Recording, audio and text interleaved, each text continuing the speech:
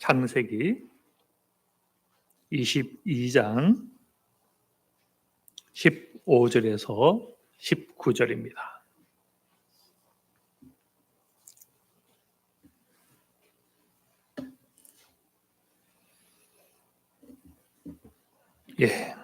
제가 받들어 봉독하겠습니다. 여호와의 사자가 하늘에서부터 두 번째 아브람을 불러 이르시되 여호와께서 이르시기를 내가 나를 가리켜 맹세하노니 내가 이같이 행하여 내 아들 내 독자도 아끼지 아니하였은즉 내가 내게 큰 복을 주고 내 씨가 크게 번성하여 하늘의 별과 같고 바다의 모래와 같게 하리니 내 씨가 그 대적의 성문을 차지하리라. 또 내 씨로 말미암아 천하 만민이 복을 받으리니 이는 내가 나의 말을 준행하였음이니라 하셨다 하니라.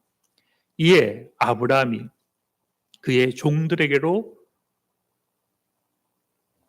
돌아가서 함께 떠나 브엘세바에 이르러 거기 거주하였더라. 아멘.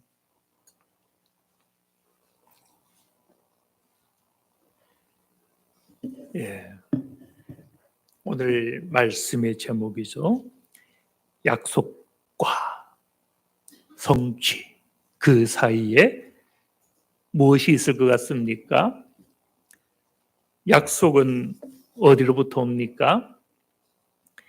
그 약속은 과연 무엇과 같은가? 하나님으로부터 오는 약속, 하나님의 권세로부터 오는 약속, 말씀으로 오는 그 약속, 그것은 성취될 수밖에 없는 약속이죠. 그런데 그 사이에 무엇이 있더라? 우리는 원래 표를 다 가지고 있죠. 갈라디아 6장 9절인데요. 우리가 선을 행하되 낙심하지 말지니 포기하지 아니하면 때가 이름에 거두리라. 조금 이상하지 않습니까? 하나님의 약속은 신실하잖아요. 변치 않잖아요. 그뿐만 아니라 권세도 있거든요. 그런데 왜 우리는 낙심의 문제, 포기의 문제가 있는가? 오래 참음이 왜 이 사이에 있는가? 때가 이름에 거두리라. 오래 참음을 여기서 담고 있는 거죠. 오늘 본문은 이 부분에 대한 해석의 본문이다라고 볼 수가 있습니다.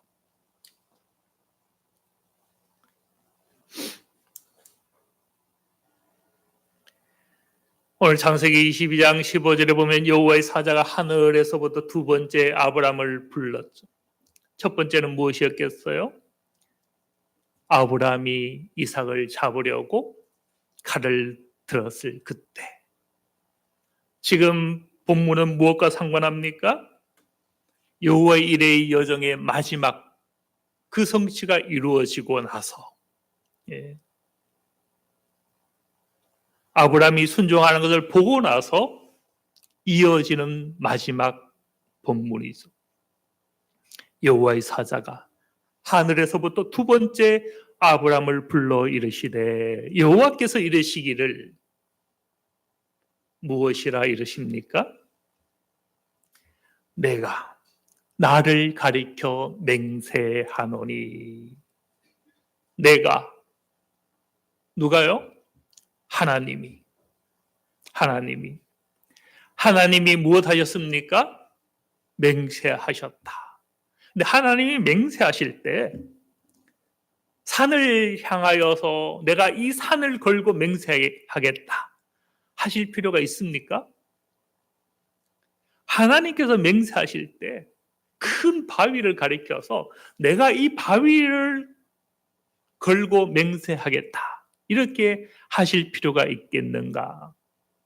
바위보다 크신 분, 바다보다 산보다 더 크신 그분, 태양을 걸고 맹세를 하겠습니까?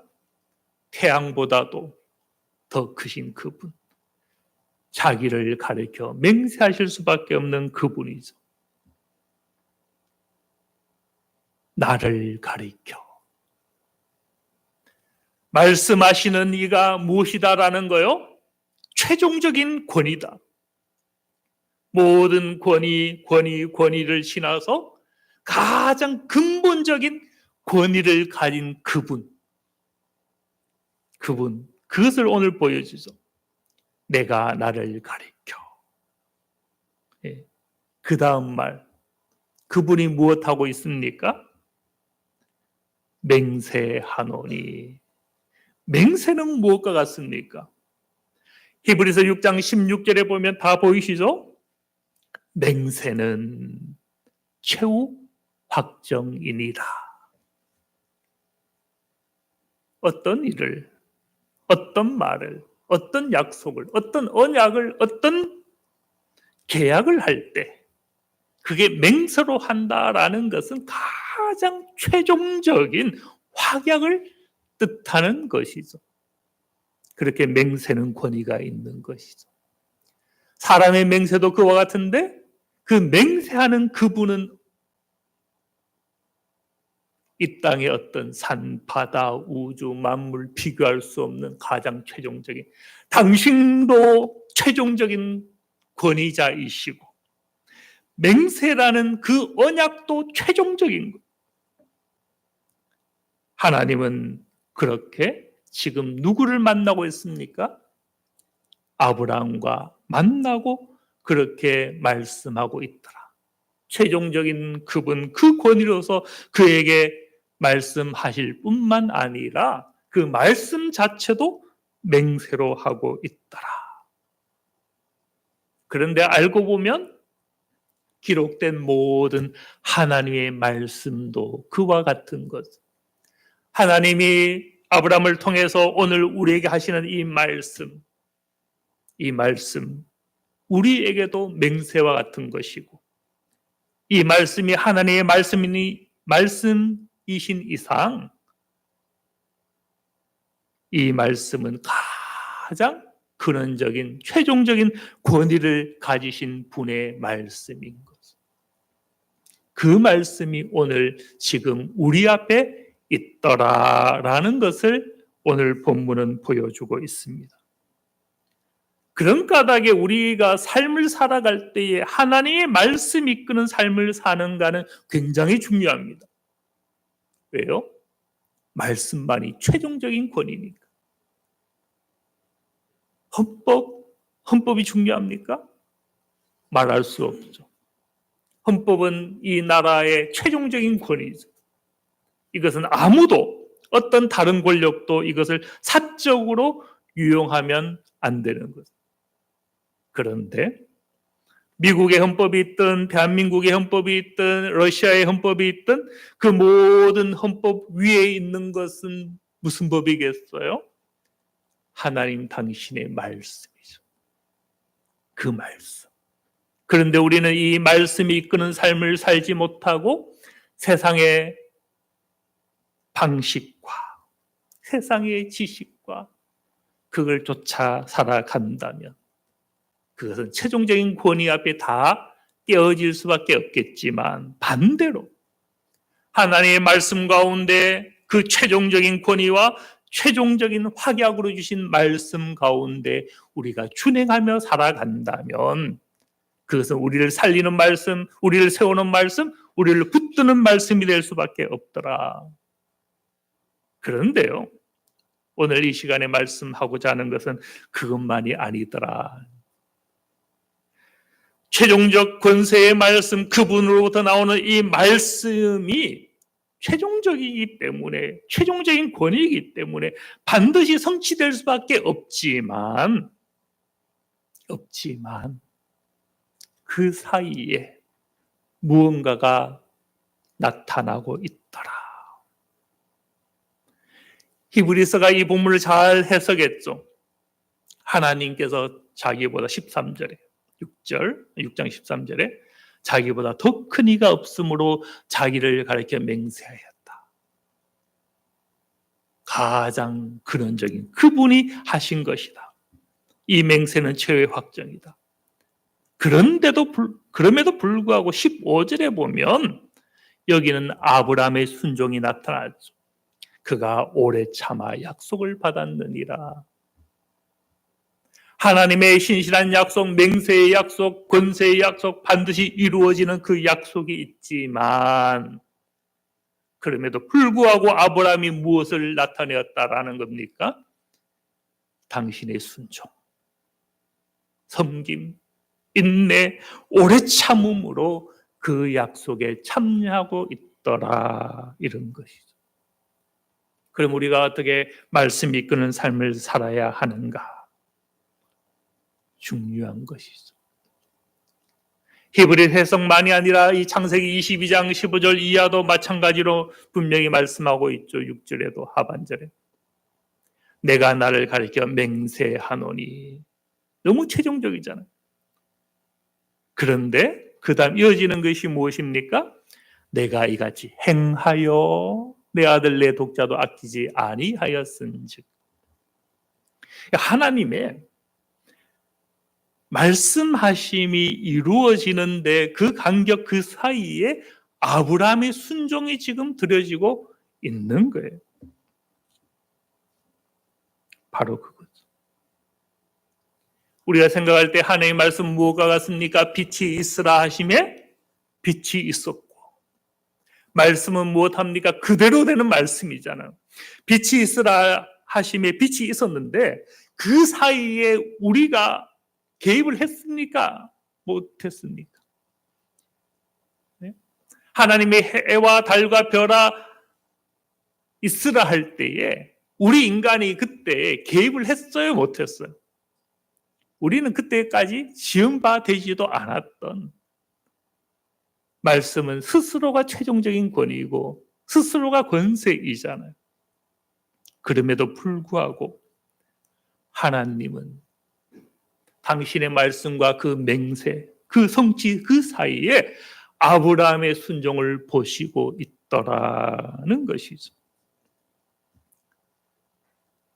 그러면 다시 우리가 오늘 이 주보에 있는 우리가 선을 행하되 낙심하지 말지니 포기하지 아니하면 때가 이름에 거두리라. 그저 가만 있어도 거두어지는 것, 말씀하셨으니 언젠가 이루어지는 것, 그 차원만이 아니라 선을 행하되 낙심하지 말지니 포기하지 아니하면 행하고 오래 참는 것, 그것이 드려지는 거기에 거두리라가 있더라라는 것이죠. 우리가 하나님의 일을 보는 것, 나는 아무것도 하지 않아도, 나는 예배자가 아니어도, 내 영혼은 기도자가 아니어도, 우리는 사랑하고 섬기며 헌신하며 돌보며 그렇게 나아가지 않아도 하나님이 모든 걸 스스로 하신다라고 성경은 말씀하지 않더라라는 것을. 우리가 오늘 창세기 본문을 잘 보셔야 되는데요. 이 구조가 이런 것처럼 보이잖아요. 내가 나를 가리켜 맹세하노니 내가 이같이 행하여 내 아들 내 독자도 아끼지 아니하였으니 17절에 보면 어떤 복이 나오겠구나. 내가 순종했으니 내가 이 복을 주겠다. 무엇이 먼저 있었던 것처럼 보입니까? 아브라함의 순종이 먼저 있었고 아브라함의 행함이 먼저 있었고 독자 아들 이삭을 드림이 먼저 있었으니 내가 이런 복 주겠다. 이렇게 들리잖아요. 그런데요, 알고 보면 그렇지만은 않은 것을 보게 됩니다.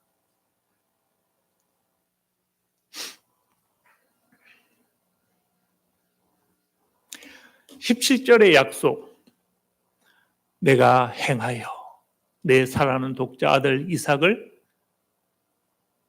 하나님께 바치는 그 준행, 그 순종을 나타내었으니 17절 내가 내게 큰 복을 주고 내 씨가 크게 번성하여 하늘의 별과 같고 바다의 모래 같게 하리니. 그런데 가만히 보면요, 이 17절 말씀은 이미 하나님께서 앞서서 맹세하시고 약속하시고 언약하셨던 말씀이더라. 큰 복을 준다라는 말씀은 어디에 나타납니까? 먼저 하나님께서 12장에 아브라함을 만났을 때에 내가 내게 복을 주어 내 이름을 창대케 하리니 너는 복이 될지라. 알고 보니 복을 주신다라는 것은 아브라함이 이삭을 드리기 전에 먼저 하나님이 앞서서 약속하셨던 언약이더라는 거예요. 또 내 씨가 번성하여 하늘의 별과 같이 바다의 모래와 같게 한다라는 이 약속도 이삭을 드려 순종해서 준 약속이 아니라 알고 보면 미리 그때 말씀하셨던 하늘을 우러러 무별 셀 수 있나 보라 내 자손이 그와 같으리라. 이미 하나님께서 그에게 하셨던 약속. 그렇다면 결국 무엇입니까? 약속이 먼저 있었다. 약속이 먼저 있었다. 약속이 먼저 있었는데 이 약속은 무엇과 같다 했습니까? 최종적인 권위로부터 나온 약속이죠. 게다가 이 약속 자체도 최종적 권위인 맹세로 주신 것이죠. 그런데 그 성취 사이에 무엇이 나타났다는 거요? 아브라함의 순종이 나타났다. 본래적으로 하나님은 아브라함을 만날 때 이와 같은 약속을 하신 거예요. 내가 복을 줄 것이고 너를 장대하게 할 것이다. 순종했기 때문에 이 약속을 한 것이 아니라 이 순종이 있기 전에 먼저 약속부터 있었다. 약속이 있었고 말씀이 있었지만 그럼에도 불구하고 무엇했다라는 거요? 순종을 요구하셨다. 이것이죠. 오늘 우리가 이것을 왜 묵상을 합니까? 우리는 하나님의 은혜를 오해하기가 쉽습니다. 은혜는 전적입니까? 조건적입니까? 은혜라는 이 단어만 분석을 하면요, 은혜는 선물이거든. 상급이 아닙니다. 부모가 자녀에게 선물을 줄 때에 이 자녀가 무엇을 잘했거나 그것은 상급이죠. 그래서 주면 상급입니다. 보상이 되는 거잖아요. 근데 은혜, 선물이라는 것은 상대의 자격 조건을 생각하지 않고 주는 게 은혜입니다. 그게 선물이거든요. 구원은 은혜입니까? 상입니까? 은혜잖아요, 은혜. 은혜는 하나님의 주권. 오늘 본문에 의하면 그것은 하나의 맹세로 주신 언약과도 같은 것이죠. 최종적인. 그런데 우리는 종종 하나님의 말씀을 묵상해 보면 그러면 제자도 다른 말로 따름이라 해야 될까요? 주님은 제자들에게 무엇이라고 말씀하셨습니까? 너는 나를 따르라. 구원이 은혜이면 받으라라고만 말씀하셔야 되는데 따르라라고 말씀을 하시더라는 것. 구원이 은혜가 아니다라는 게 아닙니다. 구원이 하나님의 주권이 아니다라는 게 아니에요. 하나님의 주권도 맞고 은혜도 맞고 절대적인 맹세를 주신 언약의 말씀에서 온 것도 맞습니다. 그럼에도 불구하고 그 은혜 앞에 우리는 이방인처럼 머물러 있을 수 없다. 마음대로 우리는 우리의 길을 가고 주님께는 나를 위해 십자가에 못 박혔으니 내 모든 허물과 죄는 다 사함받았으니 나는 그냥 세상 적당히 살다가 그 보혈의 은혜로 그냥 천국 가면 되지. 이것이 성경에서 말하는 은혜에 대한 우리의 자리일 수 없더라는 것.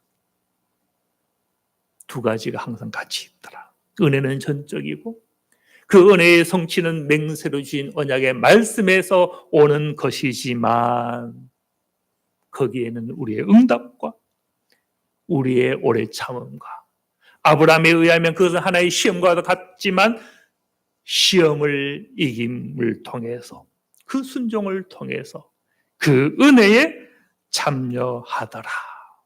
네. 이것을 보여주셨습니다. 그러면 왜 우리는 선을 행하되 낙심하지 말지니 그 말씀하셨는지 알 수가 있는 거예요. 때가 이르면 이루어지는 그 약속을 우리가 받았는데 왜 우리는 선을 행해야 되는가? 또 왜 우리는 오래 참음으로 기다려야 하는가? 왜 인내를 나타내어야 되고 사랑이라는 헌신을 나타내어야 하는가? 알 수가 있는 거예요. 은혜에 바로 참여하는 방식. 하나님의 언약이 있고 성취가 있는데 그 사이에 우리의 사랑, 우리의 믿음, 우리의 소망을 나타내는 그 참여를 하나님은 요구하시더라. 에스더가 왕후가 되었을 때에 그것을 무엇으로 여겼습니까? 하나님의 일을 나타낼 기회로 여겼죠. 왕후는 권력자죠. 그러니 나는 이 기회를 가지고 하나님의 일을 하는데 쉽게 할 수 있다라고 여기진 않았습니다. 죽으면 죽으리이다. 그렇게 하나님의 일을 보는 그 헌신의 결단을 그가 가졌던 것을 우리는 보게 되는 것. 우리가 은혜를 값하게 만들면 안 되는 것. 하나님의 구원이 놀랍고 하나님의 평강이 날마다 새롭지만 그것은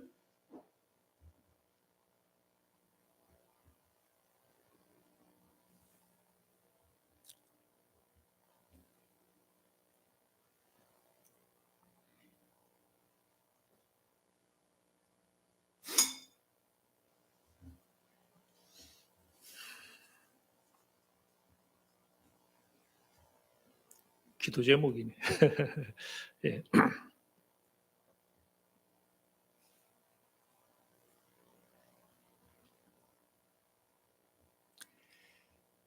우리가 하나님의 나라를 사모하잖아요. 하나님의 나라를 사모하는데 이 하나님의 나라를 잘 이해를 해야 됩니다. 하나님의 나라, 이게 자주 이야기하지만 우리 나라 하면 나라가 이루어지려면 세 가지가 필요하잖아요. 그 중에 하나가 영토입니다. 영토. 그런데 성경에서 말하는 이 하나님의 나라는 영토만을 가지고는 될 수가 없습니다. 오히려 어떤 의미에서 그런 공간적인 것을 가지고 성경에서 나라라고 이야기하지 않습니다. 하나님의 나라는 무엇이 이루어지는 나라겠어요? 하나님의 뜻이 이루어지겠죠. 그러면 하나님의 뜻이 무엇이겠는가? 하나님은 무엇 하시는 분일까? 하나님은 어떤 분인 것 같아요? 예수님을 보면 우리는 알 수가 있죠. 예수님은 이 땅에서 짐승의 구유에 누우셨죠. 처음부터 나심부터 섬기기로 작정하신 분. 제가 지금 이야기하려는 것은요, 우리는 하나님 나라를 사모하는데 그 나라가 영토적인 그런 관계가 아니라 섬김과 관계가 있다. 하나님의 섬김, 그리스도의 섬김, 당신의 섬김이 있는 그곳이 하나님의 나라입니다. 교회가 어떤 의미에서 하나님의 나라의 하나의 샘플이죠, 샘플. 교회는 무엇이 있습니까? 섬김이 있죠. 제가 목사라고 제가 권위한다고 힘을 행사할 수 있겠습니까? 우리 성도님들이 직분자인데 직분이 있다고 이것을 행사하는 권위로만 여기겠습니까? 섬김의 통로로 여기겠습니까? 섬김과 교회를 분리할 수 없고 하나님의 나라와 섬김을 분리할 수가 없는 것. 하나님의 나라, 다르게 말하면 우리가 천국을 사모합니까? 그것을 은혜로 여깁니까? 무엇을 빼서 안 되는 거요? 아브라함의 순종, 우리의 섬김. 하나님의 절대적 은혜와 그 성취 사이에 우리는 놓치고 있는 것이 없는가? 그것 없이 내가 이름에 거두리라. 과연 이 표를 우리는 붙잡을 수 있겠는가? 갈라디아서 6장 9절 다 암송하시면 좋겠습니다. 우리가 선을 행하되 낙심하지 말지니 포기하지 아니하면 때가 이름에 거두리라. 가서 먹고 자고 연말 되어 보니 안 거두어졌네? 우리는 그렇게 말할 수 없는 거예요. 사랑했습니까? 그게 거둔 거죠. 사랑의 열매 그보다 더 나은 것이 무엇입니까? 믿었습니까? 믿음의 열매. 용서했나요? 용서의 열매 거두는 것. 누구를 돌보았습니까? 섬김의 열매. 그게 거둔 것이죠. 우리는 하나님의 은혜 앞에 어떤 영혼이 되어야 되는가? 그 지혜가 있으시길 바랍니다.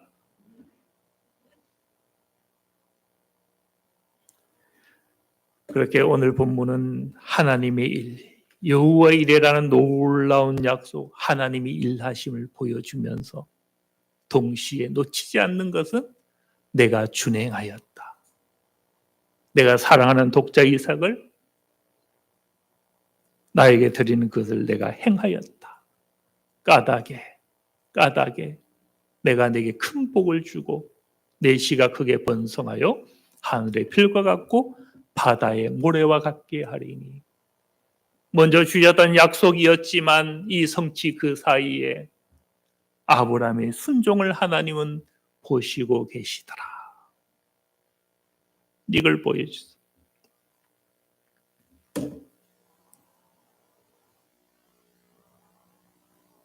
하나님의 나라, 다스림. 조금 전에 묵상했지만 우리의 천국을 기다리자. 하나님 나라를 기다리자. 하나님 나라는 무엇과 같다? 성경과 같다. 이 의미입니다. 지금 섬길 수 있는 영혼입니까? 지금 이 땅 가운데 우리가 걸어가고 행하는 모든 곳에서 섬길 수 있습니까? 따뜻한 말로 누구를 위로할 수 있습니까? 다스린 것은 나라거든요. 통치가 있는 곳은 나라거든요. 하나님의 나라는 섬기는 그곳에 있다라는 말씀인 거예요. 우리는 그렇게 하나님의 나라와 우리 자신을 분리할 수 없다면 우리 자신은 이 섬김과 사랑과 용서와 화평과 평화를 위해서 저 우크라이나의 전쟁이 있고 저 미얀마의 군부 독재 가운데 신음하고 고통받을 때 또 기후 위기로 아파할 때 그저 남의 일로 여기는 것이 아니라 우린 기도할 수 있잖아요. 또는 물질로도 도울 수 있을 것이고요. 바로 거기에 하나님의 나라가 있더라.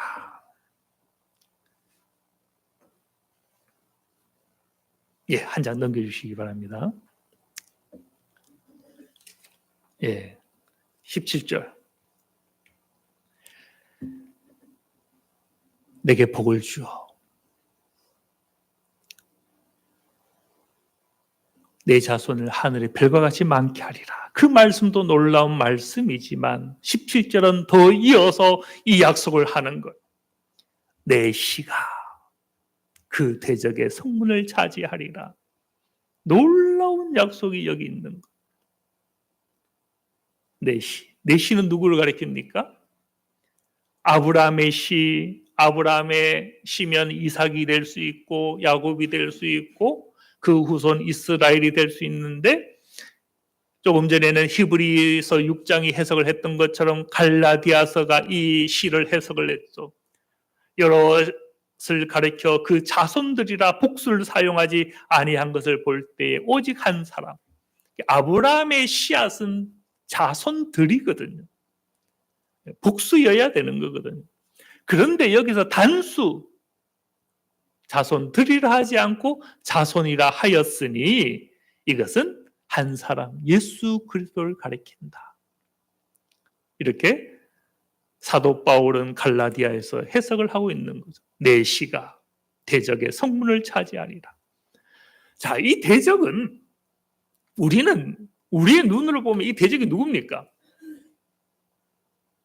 내 마음에 있는 왼수입니까? 왼수? 예. 우리 이념도 있죠, 이념. 우리 마음에 이념이 있는데 자기 진영 아닌 쪽은 이제 왼수가 되는 거예요. 예. 그런데 여기서 말하는 대적은요, 사도 바울이 고린도전서 15장 26절에 이 원수를 해석을 이렇게 했습니다. 마지막 대적이 있다. 무엇이다라는 거요? 사망, 죽음의 권세. 아브라함의 자손으로 오시는 그리스도가 마지막 날 그 대적, 사망의 권세에 무엇을 차지한다? 성문을 차지한다. 차지한다. 다스린다. 사망의 힘도 그리스도께서 오셔서 다스릴 것이다. 최종적인 원수, 우리에 있어서 이웃, 저 북한이 우리의 원수입니까? 예, 이웃이죠, 이웃. 예. 내 이웃도 아무리 미운 사람도 그는 원수가 아닌 화해해야 될 하나님의 백성일 수가 있어. 우리의 신정한 대적, 그것은 사망의 힘, 눈물을 주고 재앙을 주고 탄식을 주고 호속케 하는 죽음의 권세죠. 이것은 무엇을 통해서 왔습니까? 순종을 통해서 왔죠. 아브라함의 순종. 맹세로 주신 약속이고 그 맹세로 주신 말씀은 그대로 되게 하는 권세가 있지만 그 사이에 하나님은 부르신 자의 순종을 보시더라. 그래서 우리가 필요한 거. 당신의 이 말씀은 내가 되면 성취가 될 것인데 그 사이에 왜 교회가 있는가? 왜 우리가 있는가? 왜 우리는 예배자인가? 왜 우리는 오늘 찬양하는 영혼인가?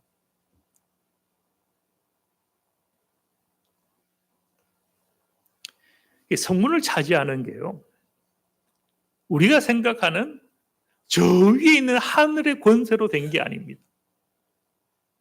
마지막 그 대적의 성문을 차지하고 죽음의 권세를 다스리는 그것이 우리가 생각하는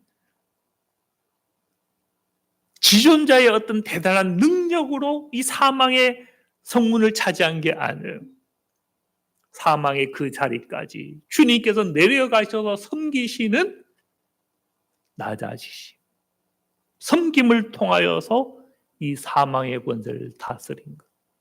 그것이 무엇과 오버랩됩니까? 겹쳐집니까? 바로 여호와 이레의 이삭이 번제로 드려지는 그 순종, 죽기까지. 그것은 아브라함의 죽음이고 이삭의 죽음이죠. 바로 오실 메시아 그리스도의 죽음에 대한 그림자잖아요. 이 그리스도가 대적의 성문을 차지하는데 그 방식은 당신의 철저한 죽음과 순종을 통하여서 죽음을 죽음으로, 이에는 이, 눈에는 눈, 생명에는 생명, 사망에는 사망인 것. 그렇게 보면 이에는 이가 무서운 말씀이 아니라 복음을 드러내는 말씀이죠. 이것도 무엇을 보여줍니까? 성문을 차지하는 것은 언약의 말씀이고 맹세의 말씀이고 하나님으로부터 주신 말씀이죠. 확고한 말씀. 그런데 이 약속과 성취 사이에 그리스도의 순종이 있다. 주님께서 우리 복음서에 보면 항상 무엇합니까? 내가 말하는 것은 나의 말이 아니요 아버지의 말이요. 내가 행하는 것은 나의 뜻이 아니라 아버지의 뜻이다. 나는 다만 이것을 준행한다. 섬기고 순종하고 준행하는, 그것을 통해서 주님은 대적의 성문을 차지하시더라. 우리도 마찬가지죠.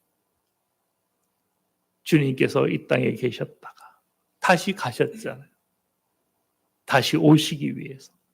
그 사이에 지금 교회가 존재하는 거예요. 주님이 가셨고 다시 오실 그 사이에 오늘 우리가 있는 거거든요. 왜 있습니까? 우리도 저 아브라함처럼, 저 이삭처럼 오늘 나는 과연 준행하는 영혼인가? 순종하는 영혼인가? 사랑하는 영혼인가? 응답하는 영혼인가? 그것 없이 때가 이름에 거두리라 있을 수 없더라는 것이죠. 시간이 많이 갔는데요. 18절 이하는 오후 예배 때 보겠고 17절 조금 이어서 조금만 더 묵상을 하고 마치도록 하겠습니다. 우리가 마태복음 12장 28절을 잘 알잖아요. 내가 하나님의 성령을 힘입어 귀신을 쫓아내는 것이면 하나님의 나라가 이미 너에게 임하였느니라. 여기도 보면 맹세, 최종적인 권위와도 같고 하나님의 성령, 이 성령의 역사와 권세 뭐가 같아요? 그것은 어둠의 영을 쫓아내는 권세죠. 거기에 하나님의 나라가 장차 오는 것이 아니라 이미 나타나 버렸다. 성령의 대단한 권세. 그런데요, 그렇게 오늘 이 마태복음 12장 28절 묵상하면 안 됩니다. 여기서 핵심은 이거예요. 귀신을 쫓아내는 것이면 이겁니다. 성령을 힘입어 하면 우리 신앙이 기도원적인 신앙이 되기가 쉽습니다. 우리 성령을 힘입어 그 권세를 가지면 하나님의 나라가 이미 너에게 임하였다. 그것만을 이야기하는 것이 아니라요. 이것을 이야기하죠. 누가복음 13장 16절은 이것을 잘 보여줍니다. 18해 동안 사단에게 매임받은 이 아브라함의 딸을 안식일에 이 매임에서 푸는 것이 합당하지 아니하냐. 이게 무슨 얘기인가 하면 이 12장 28절에 귀신 들린 자에게서 귀신을 쫓아내는 것이 하나님의 나라가 이미 임하였다라고 한 것은요, 초점이 성령이 지금 역사하고 있는 곳에 하나님의 나라가 임하였다 이 얘기를 하려는 것이 아니라 이 성령의 사역이 무엇인가 하면 어둠에 지금 메인 영혼을 푸는 사역이 아니냐. 어둠에 눌린 자, 다르게 말하면 다른 곳에서 18년 동안 사단에게 매임받은 자, 그 매임에서 푸는 것, 거기에 하나님의 나라가 있다. 무슨 얘기인지 알겠습니까? 능력이 아니라 섬김의 사건입니다. 지금 눌린 자를 풀어준다면, 매인 자를, 굶는 자를, 누워있는 자를 우리가 세워줄 수 있다면, 넘어진 자를 도와줄 수 있다면 거기 하나님의 나라가 이미 와 있다. 핵심은 섬김을 뜻하는 것. 그래서 하나님의 나라는 먹고 마시고 집 짓고 하는 그것이 아니라 정의가 있고 평강이 있고 희락이 있는, 이 하나님 나라를 공간으로 본 게 아니에요. 영토로 본 게 아니에요. 사랑이 있는 곳에, 정의가 있는 곳에, 평강이 있는 곳에, 희락이 있는 곳에. 새 한글 성경은 이 의를 정의로 번역을 했고요, 평강을 평화로 번역을 했고, 희락을 기쁨으로 번역을 했습니다. 원래되면 새 한글 성경이 작년에는 이제 신약만 번역이 되었는데, 재작년인가요? 네. 올해쯤 구약도 다 번역이 됩니다. 앞으로 우리 성경이 새 한글 성경으로 옮겨갈지 안 옮겨갈지 모르겠지만 이 번역을 바르게 했죠.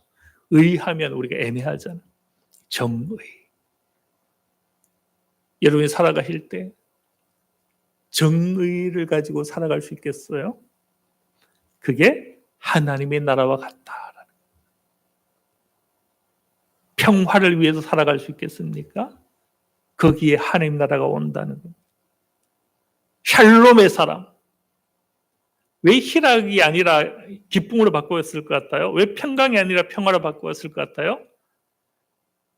평강이나 희락은 좋은 말이긴 하지만 내 개인적인 은혜의 은사로 여기기가 쉽죠.